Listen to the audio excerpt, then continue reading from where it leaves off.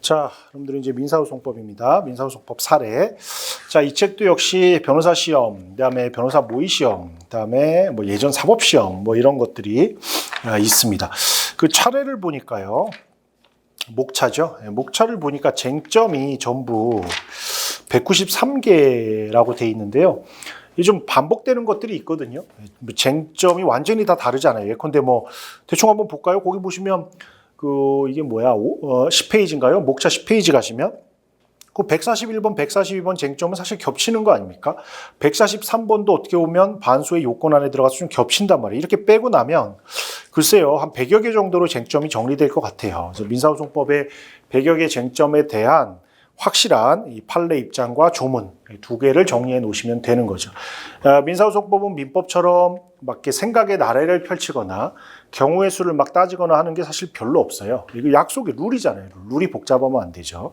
그래서 아느냐 모르느냐 이제 그거 하나밖에 없기 때문에 정확하게 여러분들 쟁점에 대한 판례와 조문을 아시고 학설까지 뭐 써주면 좋지만 우리가 일단은 이 단계에서는 학설까지는 욕심을 낼 필요가 없지 않을까요? 뭐 나중에 언제 보강하더라도 지금은 쟁점에 대한 조문과 판례 입장을 정확하게 정리해 두시는 게 이 단계에서는 필요할 것 같아요. 그리고 암기해 두셔야 됩니다. 자, 역시 이것도요, 사례형이니까 이론 내용은 제가 그냥 가볍게 스크린하고요. 이제 어떤 쟁점이 있는지를 사례답게 공부를 좀 해보시고, 민법에서는 제가 사실관계를 좀 외워두자라고 얘기했는데요. 민사소송법은 그럴 필요가 없어요. 민사소송법은 사실관계가 민법처럼 복잡하지 않습니다. 결국 원고가 있고 피고가 있고 그 안에서 두 가지 소송 요건에 대한 문제와 혹은 원고 피고의 주장에 관한 문제가 있습니다. 그런데 실체 문제는 민법의 문제이기 때문에 그건 안 나올 거고요. 결국 소송 요건과 절차 두 가지 문제만 나올 거예요. 그래서 사실관계를 외울 필요는 없고요. 쟁점을 정확히 아셨으면 좋겠습니다. 자, 그래서 우리는 5페이지에 쟁점 1번으로 갑니다. 제척에 관한 문제입니다. 자, 그래서 문제점 됐고요. 자, 그 2번. 역시 이것도 해설을 먼저 볼게요. 자, 2번 제척 사유에서 41조 1호 유명한 판례가 하나 있죠. 그 41조 1호 밑에 두 줄입니다. 법관 또는 배우자나 배우자였던 사람이 사건의 당사자가 되거나 당사자와 공동권리자, 공동의무자 또는 상환의무자 관계에 있는 때 이럴 때 제척된다고 돼 있어요. 그럼 문제는 여기서 얘기하는 이 공통되는 법률상 이해관계가 뭐냐? 이제 이게 문제가 되죠. 우리 판례가 이 41조 1호를 결국 공통되는 법률상 이해관계가 있는 경우로 해석하고 있는데 이 공통되는 법률상 이해관계가 뭐냐라는 겁니다. 자, 이 사안과 똑같은 이 판례가 하나 있어요. 그게 밑에 있습니다. 양가로 2번. 여기 이제 친절하게 밑줄이 그어져 있는데요. 이 판례예요. 그래서 좀 밑줄이 많네요. 이제 밑에서 세 번째 줄 따라서 뒷부분. 종중의 종중원입니다. 종중의 종중원. 그러니까 법관이 이제 이 사건의 당사자가 종중이거든요. 종중. 근데 해당 법관이 이 종중의 종원이었다는 거예요. 그러면 공통의 이해관계가 있어서 제척돼야 된다는 겁니다. 제척돼야 된다는 거예요. 근데 문제는 제척이 되면 좋은데 이 판결이 나오고 나서 나중에 이제 밝혀졌거든요. 이제 이렇게 되면 이 판결은 어떻게 되는가? 그게 6페이지에 있죠. 그 밑줄에 있죠. 유효하지만 위법하지만 무효인 판결은 아니에요. 따라서 확정 전이면 상소 상고, 항소 상고, 확정 후는 재심. 특히 이게 절대적 상고 이유에 해당한다는 것도 좀 기억해 두세요. 이렇게 정리하시면 됩니다. 사실관계는 간단하죠. 그래서 갑이 을 종중을 상대로 소송을 했는데 보세요. 소송의 담당 재판부의 배석 판사 중 한 명이 종중의 종원, 구성원이었다는 거죠. 이게 나중에 밝혀졌어요. 그럼 이 판결이 적법하냐? 위법하죠. 그렇지만 무효는 아니에요. 그럼 구제수단은 뭐냐? 상고, 그다음에 재심, 특히 이제 절대적 상고 이유, 424조 1항 2호에 해당한다까지. 그래서 여러분들 이 문제에서 꼭 기억하셔야 되는 것은 우리 41조 1호, 요거 1호 기억하셔야 되고요. 41조 1호. 요 41조 1호에 관한 판례가 있다니까요. 지금 읽어본 종중 종원 이 판례가 있어요. 요걸 통해서 41조 1호의 제척이라는 거 기억하시면 되고요. 문제는 이 제척 사유를 간과한 판결의 효력이 어떻게 되는가? 제척 사유를 간과한 판결의 효력이 어떻게 되는가와 관련해서 위법하죠. 그렇지만 유효라는 거 이렇게 좀 기억을 하시면 됩니다. 따라서 상소, 확정 전이면 상소, 확정 후면 재심인데요. 특히 상소 중에 절대적 상고 이유에 해당한다는 것도 기억을 하시면 됩니다. 간단한 문제. 그래서 여기 밑줄이 친절하게 그어져 있잖아요. 그래서 제가 다시 밑줄은 그어드리진 않을게요. 다만 밑줄이 좀 많아요. 그래서 그 안에서 제가 불러드리는 키워드들을 좀 쓰시면 될 것 같아요. 물론 이제 우리가 CBT를 쓰니까 요 밑줄을 통째로 옮기면 너무 멋있겠죠. 그러나 그렇다고 해서 처음부터 달달달달 외울 수 있는가? 뭐 그럴 능력이 있으신 분은 그렇게 하고요. 아니면 이제 키워드를 통해서 점점 내용을 확장해 가는 거죠. 처음에는 키워드를 외워두시고 여러 번 읽다 보면 이게 점점 늘어나서 나중에 완성된 문장을 쓸 수 있습니다. 자, 7페이지요. 두 번째 쟁점. 요거는 이제 2016년 모의시험이네요. 자, 문제점 됐고요. 2번. 41조 5호입니다. 너무너무 유명한 이 제척사유 중에 전신관여죠. 전신관여에 관한 문제입니다. 자, 역시 양가로 2번에 가니까 전심이라는 게 뭐냐. 하급심 얘기합니다. 1심, 2심, 3심, 그 하급심. 그래서 이 판례도 이 1심, 2심, 3심, 요거를 우리가 전심 간의 관계라고 봐요. 따라서 밑에 판례가 있습니다. 이 재심입니다. 재심. 이 재심 청구 사건에 관여한 법관이 재심 대상 판결에 관여했을 때 과연 이게 이 전심이냐? 아니다라는 게 우리 판례입니다. 다만 여기는 민소법 451조 1항 2호라고 그랬는데요. 이게 이제 재심 사유잖아요. 그래서 법률상 그 재판에 관여할 수 없는 법관이 관여한 경우 이렇게 쓰고 있는 그 재척 사유입니다. 자, 그러면 이제 3번. 자, 이 사안의 경우 재심 사건에서 재심 대상으로 삼고 있는 원재판. 요거는 재심 전심이 아니다. 5호에. 따라서 여기에 관여했다고 해도 재척 사유가 되지 않는다. 라는 5호입니다. 5호. 자, 문제는 간단하죠. 이제 갑이 을을 상대로 소송을 냈는데요. 이 사건은 A 판사에게 배당됐어요. A 판사는 B 갑의 청구를 기각하는 판결을 선고했고 확정됐습니다. 그럼 재심밖에 없어요.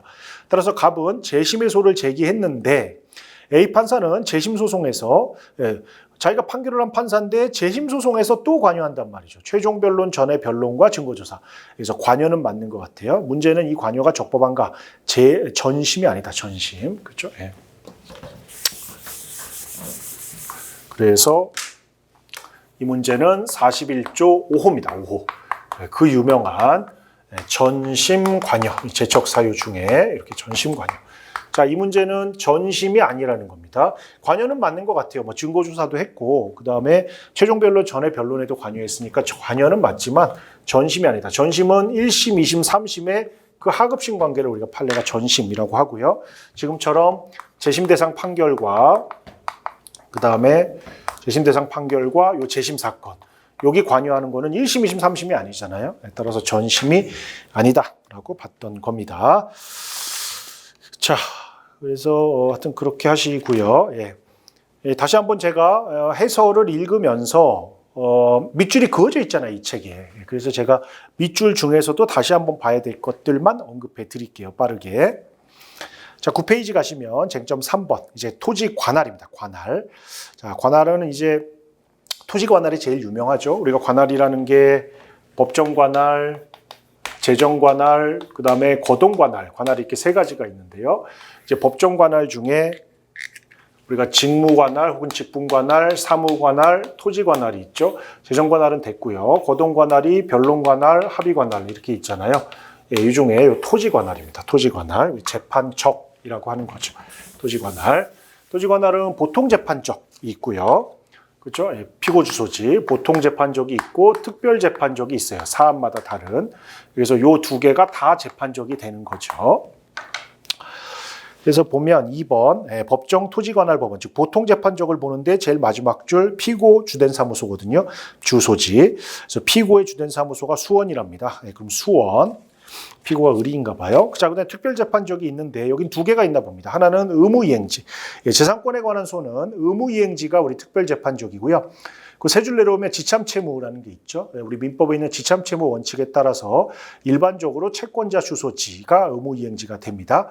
그럼 마지막 줄 갑의 영업소는 양산에 있나 봐요. 양산은 울산에 관할이 있습니다. 예, 그거는 문제에서 아마 주어질 겁니다. 여러분들이 양산이 울산 관할이라는 것은 모를 수 있기 때문에 어디 있겠죠? 한번 봅시다. 자, 그 다음에 이렇게 끝 해서 토지 관할인데 이게 관할이 있는 곳에 이제 보통 재판적이 A, 특별재판적이 B라고 하면 A와 B 아무데나 넣으면 되는 거죠. 근데 만약에 여기다 넣지 않았어요. 근데 C에다가 넣었다고 합시다. 그러면 이제 일로 가는 거예요. 혹시 변론관할이나 합의관할이 있는가를 보는 거죠. 거둔관할. 여기 부산에 넣었는데요. 변론관할이 성립하는가. 자, 우리가 이제 변론관할의 요건은 조금 있다가 외우시겠지만 기본적으로 변론관할은 임의관할 위반인 상태에서 이 관할에 관한 항변 없이 본안에 관해서 진술해야 돼요. 그런데 이 사안은요.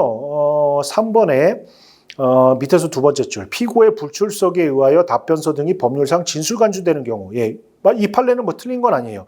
그러니까 본안에 관해서 변론해야 되지 서면만 내놓고 그냥 그 출석하지 않아서 진술간주되는 경우는 변론으로 보지 않아요. 그건 맞는데 근데 이 사안은 사안 포습이 조금 이상해요. 이제 문제를 좀 보면 됩니다. 문제를 한번 볼게요. 9페이지. 자, 부산에 거주하는 갑이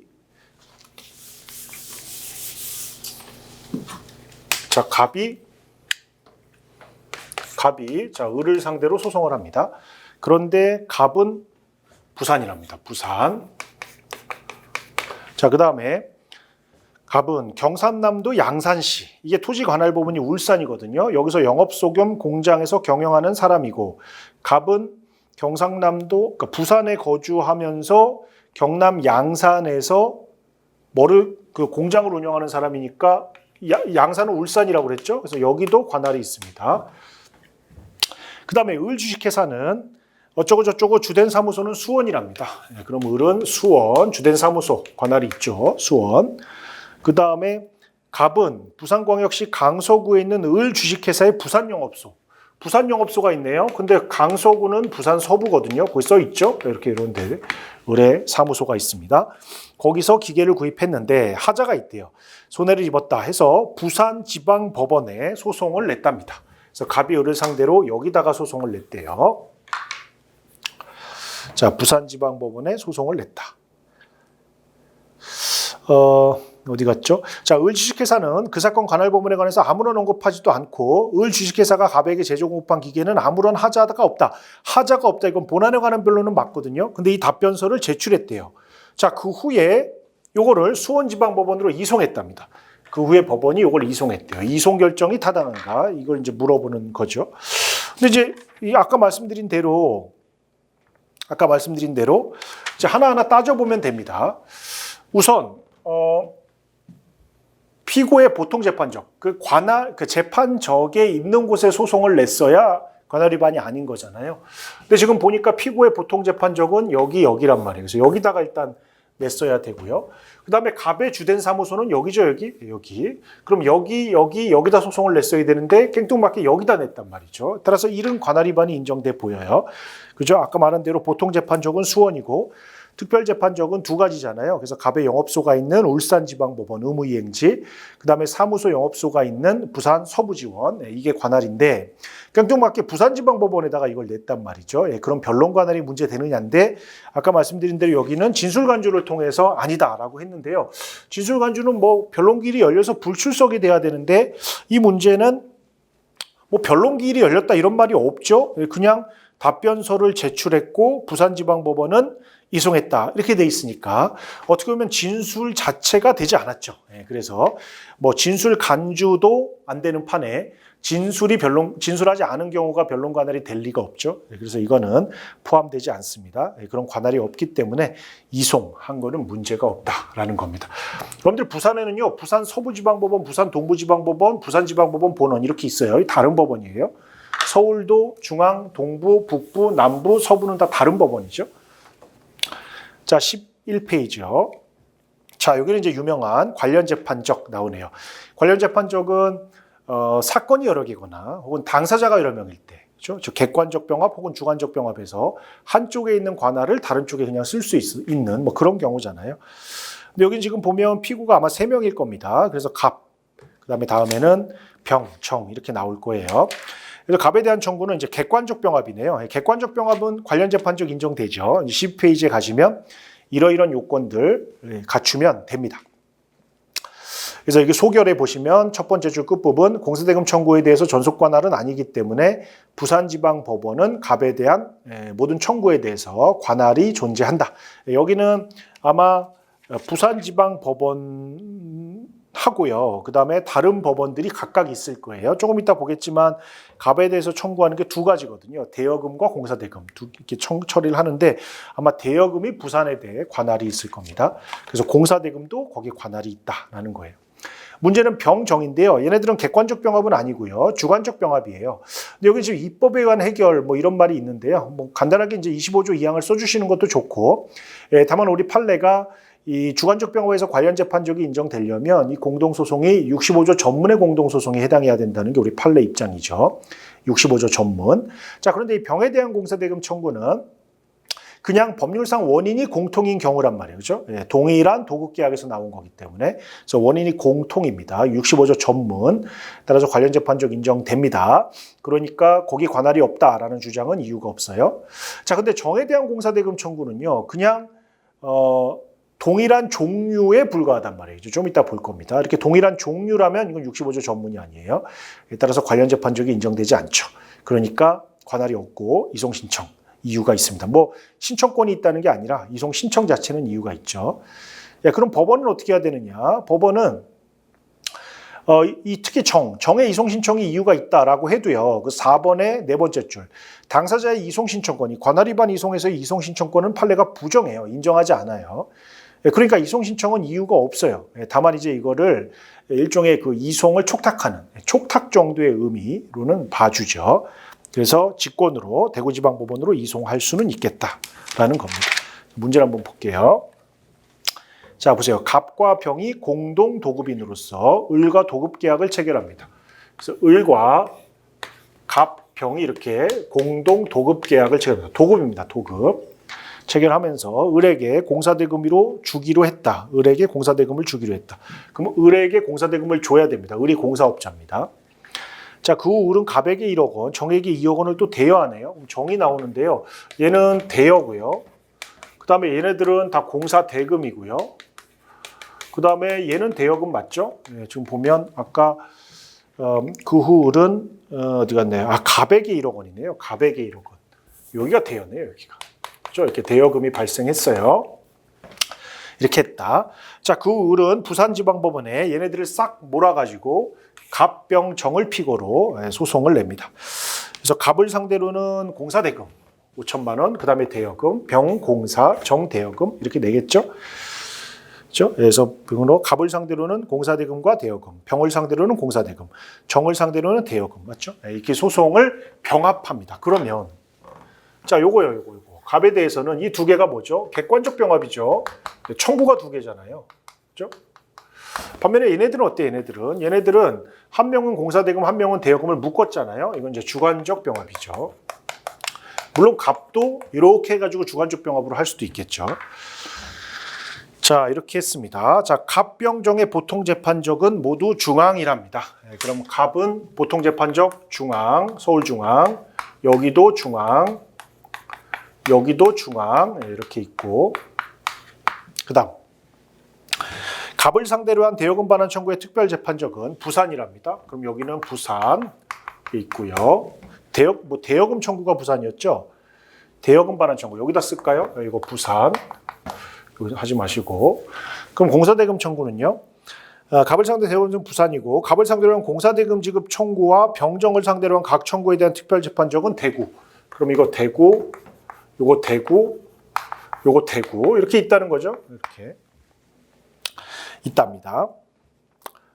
자, 갑은 자신들을 상대로 한 공사대금 청구에 대해서, 그리고 병과 정은 각 자신을 상대로 한 청구에 대해서 관할 위반을 이유로 대구로 이송해달라라고 하는 겁니다. 이거 소송은 어디다 냈냐면 부산에 냈죠. 부산에 냈어요. 이렇게 부산에 소송을 냈더니 대구로 이송해달라라는 말을 합니다. 자, 맞는지 보자고요. 자, 먼저 갑에 대한 청구. 자, 갑은요, 중앙, 대구, 부산 어디다 내도 됩니다. 왜? 객관적 병합이에요. 따라서 지금 부산에 냈잖아요. 문제 없어요. 자, 병은요, 중앙과 대구에 있는데요. 중앙은 어차피 공통적이고요. 과연 이 대구에다가 대구가 이 관련 재판적을 가질 거냐와 관련해서 이게 65조, 잠깐만요. 병정이 병과 갑을 상대로는 부산, 갑을 청구에 대한 부산은 대구, 맞죠? 대구 맞죠? 그리고 병에 대한 공사대금 어디 있나요?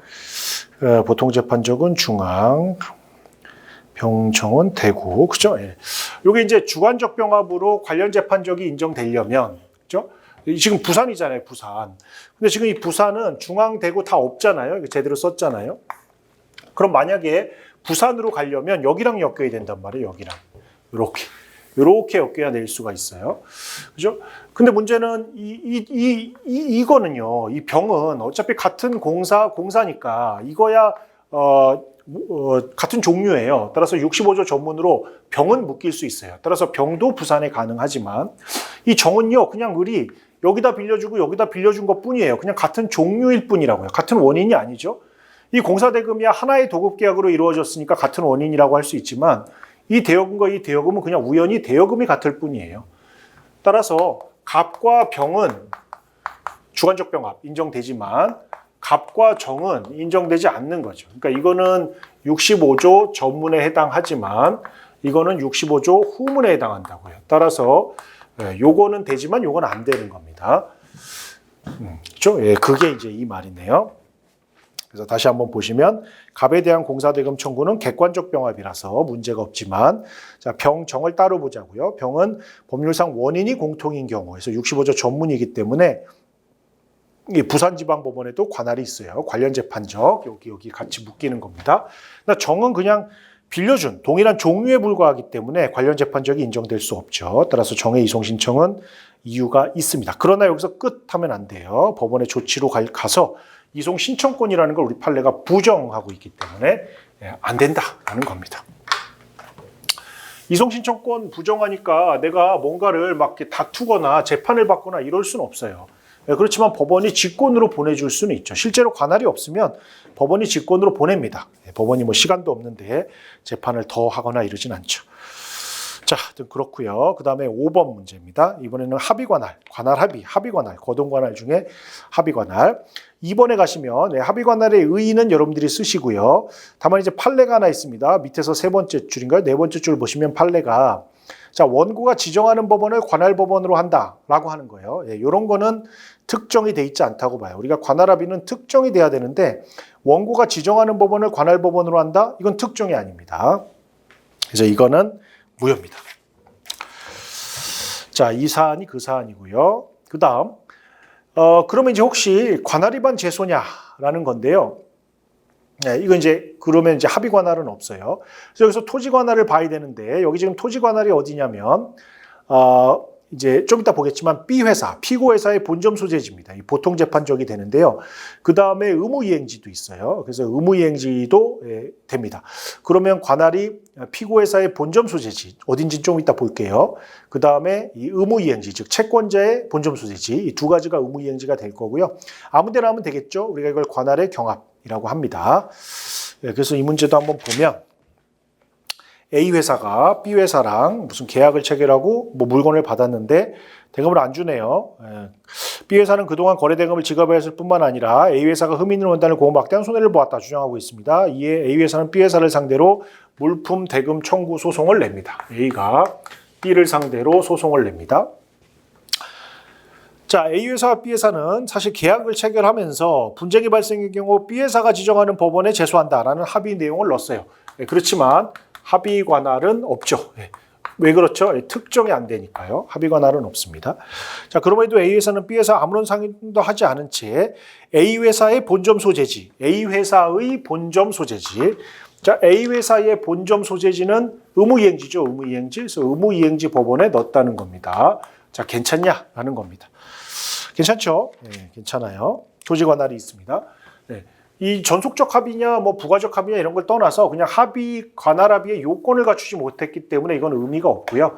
그러면 보통 재판적인 피고 주소지와 특별 재판적인 의무이행지, 돈 달라는 거니까요. 이게 관할이 있습니다. 따라서 여기다 넣은 거 문제 없다라는 거죠.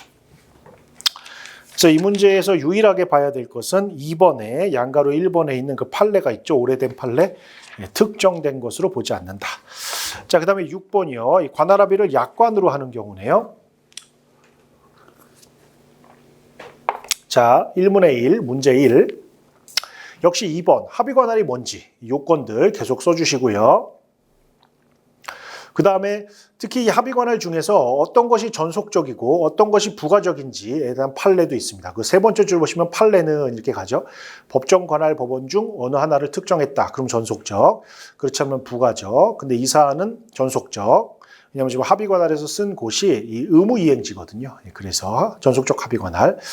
자, 문제는 이제 약관으로 이런 관할 합의를 했어요. 그러면 이제 우리가 약관규제법이 적용될 텐데 이 약관규제법에 판례가 하나 있습니다. 거기 보면 내부적인 첫 번째 있죠. 양가로 2번에 내부적인 업무 조정에 따라 약관 조항에 의한 전속적 합의관할이 변경된다라고 보면 그건 무효다라는 게 우리 판례 입장입니다. 그래서 어떻게 하라는 거냐? 밑줄 그어져 있네요. 밑에 약관 조항에서 말하는 상대방에 관할 영업소 소재지 법원은 이 계약이 체결될 당시의 영업소다라는 겁니다. 그래서 이게 판례를 아는가라는 거예요. 이 판례는 2009년 판례네요. 이제 무슨 말이냐면 일단 합의 관할은 유효하다고 하자고요. 이거 이제 합의 관할은 유효하다고 하는데 문제는 이 합의가 이 유효한 관할 합의가 이제 약관으로 이루어졌단 말이에요. 약관으로. 근데 이 약관은 일방에게 되게 유리하고 상대방에게 불리한, 그러니까 사업자가 일방적으로 이 유리한 이 약관을 하게 되면 이건 무효거든요. 이건 무효예요. 자, 근데 이 사안은 어떻게 해놨냐? 자, 이 사안은 처음에 계약을 체결할 때는 사업장이 부산이었어요. 부산 정확히 어디였더라? 하여튼 부산 예를 들면 부산 서부라고 합시다.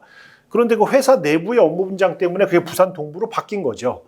그러면 이거는 체결할 당시는 서부였는데 나중에 이거야 그나마 같은 부산이니까 상관없지만 부산이었는데 서울로 갔다. 이러면 얘기가 달라지죠. 이런 고객에 계속 끌려다녀야 되는가? 그렇지 않다. 이러한 관할합의는 약관의 불공정 약관이어서 무효라는 게 우리 판례 입장입니다. 자, 이게 첫 번째 문제예요. 한번 볼까요? 위에. 자, 서울 강남구에 본점이 있는 갑은행이 대구 수성구 주소를 두고 거주하는 의뢰에게 대여했습니다. 근데 약관에 보세요. 이런 말이 있어요. 갑은행의 영업점 소재지 법원을 관할 법원으로 한다. 이렇게 돼 있단 말이에요. 근데 이거는 대구 어디 갔어요? 갑은행의 영업점 소재지니까 서울 강남구에서 한 거죠. 자, 근데 갑은행의 영업점은 이 서울 말고도요. 부산, 대구, 광주에 있었고 이 대출 계약은 대구 수성구에 있는 영업점에서 했네요. 그러니까 대출을 할 때는 대구 수성구에서 했다는 말이죠. 그런데 대출 계약 이후에 이 갑은행의 영업소가요. 부산으로 바뀌었어요. 그러니까 못하니까 갑은행이 소송 제기하면서 부산에다가 넣었다는 거죠. 그럼 우리 입장에서는 대구에서 대출 계약 체결하고 대구 법원에서 재판할 것으로 예상했는데 갑자기 부산으로 오라고 하니까 관할 위반, 이송 신청 이렇게 한다는 거죠. 자, 어떻게 처리해야 되는가? 물론 우리가 이제 이송 신청권이라는 건 없기 때문에 법원의 직권으로 관할을 할 수 있는 이송을 할 수 있는가 그걸 봐야 되는데 문제는 직권 이송할 수 있는지를 봐야죠. 근데 아까 제가 말씀드렸지만 그 3번에 양가로 2번의 그 판례에 비추어 보면 계약 체결 당시에 대구지방법원에 넣어야 될 것이다. 따라서 부산에 넣는 것은 이 관할합의 이 약관에 의한 이 무효다. 이 약관규제법에 따라서 무효다. 따라서 부산은 관할권이 없어요. 그러면 어떻게 해야 되느냐? 부산은 대구로 이송을 하는데 당사자가 신청했다고 이송하는 거 아니에요. 34조의 관할 위반 이송은 신청권이 없어요. 직권으로. 마지막 줄에 직권으로라는 말이 있죠. 그렇게 이송해야 되겠다. 그래서 이거는 판례를 아는가? 2009년 판례를 아는가? 뭐 그겁니다. 자, 그 다음에 17페이지요. 유명한 거죠. 관할합의 했을 때 승계인에게 미치는가라는 건데요. 이 포괄 승계인, 특정 승계인 둘로 나누는 거죠. 그래서 2번에 양가로 1번. 상속인과 같은 일반 승계인, 즉 포괄 승계인에게는 당연히 미쳐요. 근데 특정 승계인의 경우에 이 관할합의 효력이 미치는가와 관련해서 우리 판례가 물권적 승계인은 미치지 않고 채권적 승계인은 미친다라는 게 우리 판례 입장이죠. 그게 어디 있나요? 2번에 양가로 2번에 있습니다. 뭐 길게 써놨지만 수송물을 이루는 권리관계가 물권인 경우에는 미치지 않고 밑에 줄 채권인 경우에는 미친다. 근거는 물권 법정주의 때문에 붙일 수 없고 채권계약은 자유니까요. 당사 사적 자치에 따라서 붙일 수 있으니까 관할합의를 붙이는 채권을 만든 거다라는 말입니다. 자, 그럼 이 사안은 채권 양수인이거든요. 따라서 관할합의의 효력도 미친다라는 겁니다. 추가된 사실관계 2를 볼게요. 15페이지. 자, 갑은행은 을에 대한 대출금 채권을 병회사에게 양도했어요. 채권을 양도한 거예요. 병은 채권을 양도받았어요. 채권 양도 통지도 했고요. 자, 병은 중앙에 양수금 청구 소송을 제기했는데 을은 관할 위반, 이러면서 대구로 이송 신청했다는 겁니다. 관할 위반 주장은 타당하냐? 예, 아까 말씀드린 대로 채권적 승계인이기 때문에 이 합의 관할도 그냥 받는 거죠. 예, 효력이 미쳐서.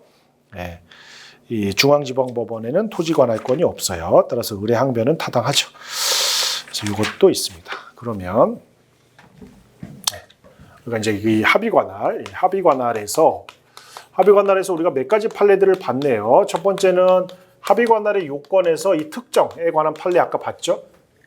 특정되지 않았다. 이거 하나 봤고요. 두 번째는 이걸 특이하게 약관이랑 결부시킨 판례도 좀 봤고요. 세 번째는 이 관할합의의 승계와 관련한 판례를 본 겁니다. 이게 판례 3개가 다 중요한 판례고 요거는 그래도 모르겠는데요. 요거 2개는 너무 중요한 판례입니다. 기억해 두시고요. 자, 그 다음에 또 관할과 관련해서 이번에는 사물관할인가 보죠. 사물관할 보시면 사물관할은 이제 법이 바뀌어가지고 5억을 기초로 하는 거죠. 5억을 기준으로 해서 5억 이하면 단독, 5억 초과면 합의, 뭐 3천까지는 또 이제 우리가 소액으로 가는 거죠. 자, 그 다음에 이렇게 사물관할은 결국 속가를 기준으로 하는데요. 여러분들 속가는 원래 우리가 병합 청구에서는 속가를 다 합칩니다. 합치는데 그러나 양가로 이번에 그러나 그 과실, 손해배상, 이 과실은 실수가 아니라 천연과실, 법정과실 할 때 그 과실이에요. 과실, 손해배상, 위약금 또는 비용 청구가 소송의 부대 목적이 되는 경우에는 그렇죠. 별도로 산정하지 않죠. 그래서 우리가 병합 사건은 기본적으로 합산을 하지만 중복 청구라든가 수단 청구라든가 부대 청구는 합산하지 않는 거죠. 여기도 합산하지 않는 것 같아요. 매매대금이 4억 9천인데요. 지연배상금은 뺍니다. 그럼 4억 9천이거든요. 이게 단독입니다. 자, 이렇게 관할은요, 처음에 단독이면 단독입니다. 소재기시를 기준으로 합니다. 그걸 우리가 이제 관할 항정의 원칙이라고 해요. 근데 예외가 있죠. 특히 동그라미 1번, 2번은 잘 기억해 두세요. 예, 처음에 단독 사건이었는데 합의부 사건에 반소가 들어오면 이거 합의부로 넘깁니다. 두 번째, 청구 취지 확장으로 합의부 관할이 된 경우 이것도 합의부로 넘기게 됩니다. 이 사안이 아마 그 두 번째 케이스입니다. 자, 그래서 넘기는데 혹시 변론관할이 성립됐다면 거기서 그냥 하면 되죠. 그래서 이제 변론관할 여부를 보고요. 의의나 요건은 여러분들 꼭 좀 기억하셔야 되고, 자, 이 사안은요, 본안에 관한 변론이 있는가라는 겁니다. 우리가 변론관할이 성립하려면 피고가 본안에 관해서 변론하거나 변론 준비기일에서 진술해야 되잖아요. 자, 이 사안은 아까 우리가 본 건데 갑과 을 사이에 매매계약이 체결된 적이 없다라는 본안 진술을 하고 있단 말이에요. 따라서 변론관할이 성립했기 때문에 거기에 그대로 있습니다. 자, 그럼 설문의 해결. 설문은 아마 판사님이 옮긴 것 같거든요. 예, 요거는 위법하죠. 변론관할이 있으니까 거기서 그냥 해야 되잖아요. 예, 그러면 이제 불복하면 되는데 문제는 질문은 그냥 이러한 이송은 적법한가였으니까 위법하다까지만 써주면 되겠죠. 뭐 더 나아가서 그러니까 즉시한 거로 불복할 수 있다. 뭐 써주면 좋지만 안 써줘도 문제는 없죠. 다시 보시면 자, 이 사안은 자, 갑이 을을 상대로 소송을 냅니다. 갑이 을을 상대로 소송을 내고요. 4억 9천만 원 달라는 소송을 내요. 지연배상금도 하는데요. 지연배상금은 합치면 안 돼요. 4억 9천 기준으로 해서 단독으로 가야 됩니다. 제주에다가 제기했는데 이게 A판사, 단독판사한테 배당이 됐죠. 자, 준비기일에서 청구를 확장했습니다. 5억 1천만 원. 그러면 이거 합의부로 가야 돼요. 5억을 초과하니까. 그런데 실제 매매대금은 5억 1천이다라고 진술했고 이에 을이 갑과 을 사이에 매매계약이 체결된 적이 없다라고 본안에 관해서 진술을 해요. 따로 관할 위반에 대한 항변을 하지 않죠. 그럼 여기 변론관할이 생겨서 여기서 해야 되는데 판사가 제주 합의부로 이송을 하니까 이건 위법한 게 되는 거죠. 그래서 두 가지를 기억하는 겁니다. 단독 사건, 4억 9천 단독이라는 거, 이거 절대로 합의로 가시면 안 돼요. 이유는 뭐죠? 지연손해금은 중복 청구라서 부대 청구라서 그렇습니다. 예, 그러나 여기 뭐가 들어왔죠? 그 청구 취지에 확장이 들어왔죠. 그래서 5억이 넘어버렸어요. 그럼 원래 합의로 가야 되는데 여기는 안 가죠. 이유는 뭐죠? 네, 변론관할이 생겼기 때문이죠. 이렇게. 자, 그 다음에 20페이지.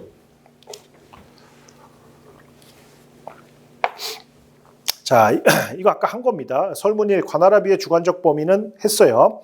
채권 승계냐 물권 승계냐. 다시 한번 복습해 보시면 21페이지 3번 특정 승계인에게 관할합의의 효력이 미치느냐. 이 판례 다시 봅니다. 양가로 2번 채권인 경우에는 미치지만 물권인 경우에는 미치지 않는다는 판례. 자, 그럼 이 4번, 이 사안은 뭐냐? 근저당권에 부담이 있는 소유권을 넘겨받았거든요. 물권의 특정 승계인이기 때문에 승계되지 않는다. 요거요.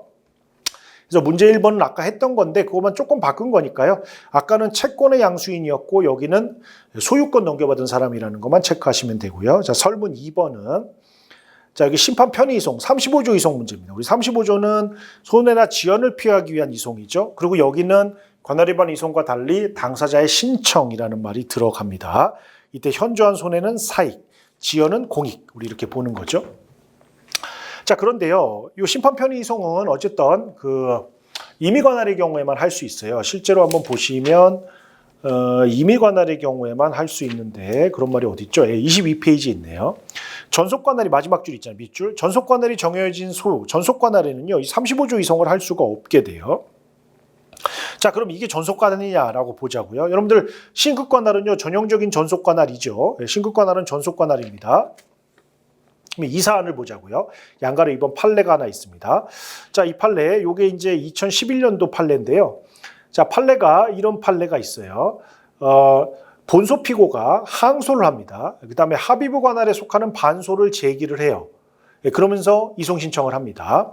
근데 원심은 이제 이송을 했어요. 근데 이 사안에서 자, 본소에서 1심 법원의 토지관할 변론 관할이 인정돼서 소송의 항소심이 1심 법원의 항소 사건을 담당하는 원심 법원 관할에 속해요.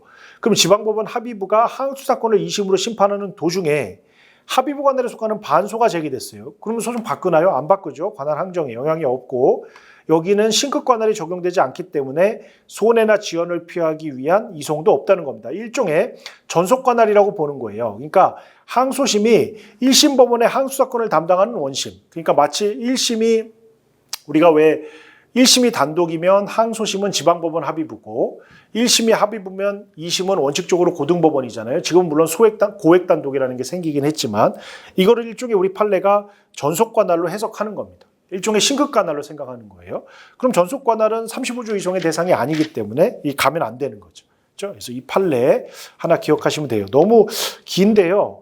그냥 여기 밑줄 그은 것처럼 35조는 전속 관할인 신급 관할에는 적용되지 않는다. 이거 하나만 기억하면 될 것 같습니다. 판례도 그런 입장이에요. 그래서 20페이지 문제를 보면 자, 갑이 을에게 을과 근장 설정 계약을 체결하고 등기를 맞춰줍니다. 설정 계약할 때 관할법원을 A지방법원으로 하는 합의를 했다.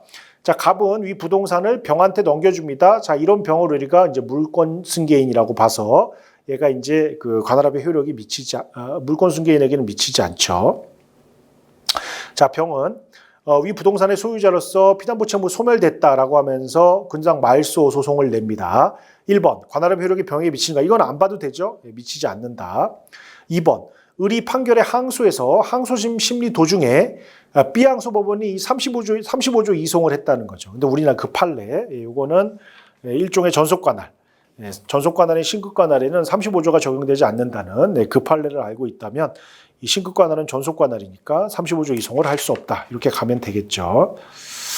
하여튼 그렇게 가면 되고요. 9번 이송결정에 대한 불복 이거 한번 볼까요? 자, 여기도 23페이지 로마자 2번 관할 위반 제소냐 이거는 이제 을에 대한 소송과 병에 대한 소송으로 좀 나눠가지고 보면 자, 이게 이제 좀 이따 보겠지만 이건 아예 문제를 봐야 되겠네요. 관할을 확정해야 되니까 아예 문제를 보면서 갑시다. 자, 보시면 갑이 소유권자고요. 을, 병이 이 토지를 살려고 해요. 그래서 각 지분별로 등기를 마칩니다.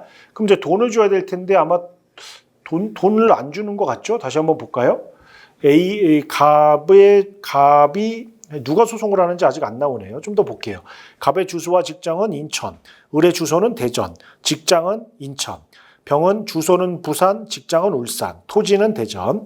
자, 갑이 을병을 공동 피고로 이유는 안 나오네요. 어쨌든 이 토지 등기 말소 소송을 냅니다. 갑이 을병을 공동 피고로 해서 이유는 모르겠어요. 하여튼 이 토지 말소 등기 청구 소송을 냅니다. 그래놓고 이제 문제로 가니까 일단 관할을 봐야 되겠죠. 보면 갑은 인천이죠. 주소는 인천. 그 다음에 을은 대전과 인천이죠. 대전과 인천. 그 다음에 병은 부산과 울산이네요. 부산과 울산. 그리고 토지는 어디에 있냐면 대전. 대전. 이렇게 있네요. 토지는 대전. 자, 그리고 이 소송은 어디다가 냈냐면 이 토지는 인천에 냈네요. 인천에. 이 소송은 인천에 냈습니다. 이렇게. 인천에 냈더니 이제 관할 위반 항변을 하는 거예요. 1번. 자, 법원이 병의 이송 신청을 기각했습니다. 병원 이거를 울산으로 이송해 달라고 그랬어요. 그러자 병이 즉시 항고를 했습니다. 자, 항고심법원은 어떻게 결정해야 되느냐? 유명한 판례가 있죠. 설문 1번이 24쪽에 있는데요. 이 저 누누이 말씀드리는 건데 우리 34조 관할 위반 이송은요. 신청권이 없어요. 신청권이 없기 때문에 신청을 해도 법원이 뭐 재판을 해서 응답할 필요가 없고요. 따라서 불복도 안 됩니다. 보니까 로마자 3번의 1번 판례 입장 있죠. 대법원은 관할 위반 이송 신청한 경우에 자 이거는 신청권이 없어요. 조문이 그렇게 돼 있습니다. 직권 발동을 촉구하는 의미밖에 없어요. 재판할 필요 없고요. 또 항고 같은 불복이 안 됩니다. 밑에 특별한 것도 허용되지 않아요. 그러니까 이 사안도 그냥 기각 결정을 했죠. 재판할 필요가 없으니까 이거는 항고의 대상이 되지 않아요. 그러니까 항고 들어오면 그냥 항고를 각하해 버리면 되는 겁니다. 관할 위반이 있냐 이건 중요하지 않아요. 어쨌든 이 관할 위반 이송 34조는 이송 신청권이 없습니다. 자, 법원이 2번. 법원이 병의 이송 신청을 받아들여서 울산으로 이송했습니다. 갑이 즉시 항고를 했어요. 어떻게 해야 되느냐? 요거는 우리 24페이지에 4번에 있습니다. 자, 울산지방법원에 이송한 거 이건 안 돼요. 왜냐하면 지금 여기 있잖아요. 여기서 하면 되거든요. 여기도 있고요. 여기서 하면 돼요. 여기서. 그리고 이거는 또 관련 재판적도 인정되고 그냥 여기서 하면 됩니다. 그런데 이송을 했거든요. 이건 잘못했죠. 이 잘못된 이송 결정에 대해서는 즉시 항고를 할 수가 있습니다. 근데 문제는 아까 이송은 잘못돼도 그냥 거기서 하라면서요. 그렇지 않아요. 요거는 39조에 따른 즉시 항고가 있는 경우에 이런 경우에는 적용이 없다. 여기까지 기억하시면 됩니다. 이게 이송 결정의 위법성이에요. 그래서 이송 결정을 취소하면 되는 거죠. 그러니까 관할 위반 이송의 경우 이 구도를 좀 잘 기억하셔야 되는데요. 우리가 34조 이송의 경우에는요. 신청권이 없어요. 신청권이 없기 때문에 재판할 필요도 없고 불복도 안 되는 겁니다. 근데 이 말과 이 법원이 관할을 위반해서 관할 위반으로 위법한 이송 결정을 했을 때 이 이송 결정에 대해서 즉시 항고할 수 있다. 이건 다른 얘기죠. 이거는 관할 위반으로 이송해 주세요라고 하는 신청권이 없다는 거고요. 법원이 이렇게 위법한 이송 결정을 했을 때는 당연히 즉시 항고할 수 있죠. 두 개를 좀 구별하셔야 됩니다. 그래서 이 문제가 2018년도 법조년 모의고사 문제인데요. 이 갑을 병간의 관할을 주르륵 정하신 다음에 그게 로마자 2번에 있어요. 그럼 여기 관할이 나올 거거든요. 결론은 인천지방법원도 관할권이 있어요. 그러면 1번 이걸 울산으로 넘겨달라라고 했는데 법원이 이걸 기각했어요. 병이 즉시 항고합니다. 이유 없습니다. 이유는 34조에는 이송 신청권이 없기 때문이에요. 자, 2번. 그러나 이제 법원이 이송을 하면 안 되는데 이송을 했어요. 그럼 위법한 이송이죠. 거기에 대해서는 즉시 항고할 수 있고요. 이때 혹시 38조 때문에 못하는 거 아니냐 할 수 있다까지 기억하시면 됩니다. 자, 25쪽은요. 잠깐 쉬었다가 하죠.